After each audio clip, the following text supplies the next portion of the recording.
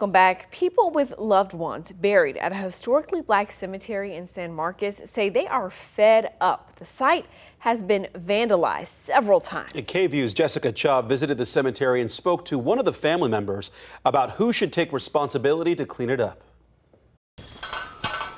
Robert Bratton keeps an eye on the San Marcos Blanco Cemetery. All the way around, just checking perimeter. Part of it's because his family is buried at this historically black cemetery. It's been around since the 1860s. Some great-grandparents were here, some aunts and uncles were here, and it's right along the stretch here.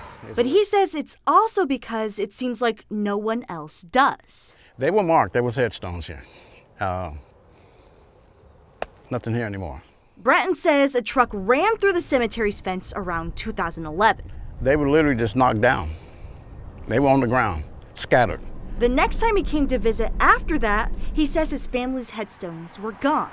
He says it's the first time he'd seen vandalism there. 2023 is when we noticed the fence line right here was that the gate was down.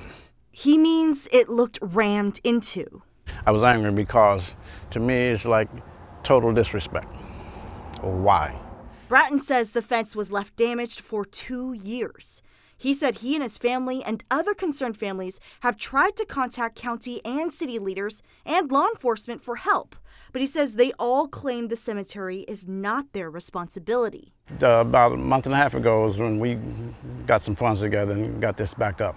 Bratton says this used to be where the sign designating this cemetery as a historical site used to be, and now it's gone. He says it's just one of the examples of vandalism that they've seen in this area. But Michelle Burleson, who helps manage this cemetery, says they're just trying their best to maintain the area.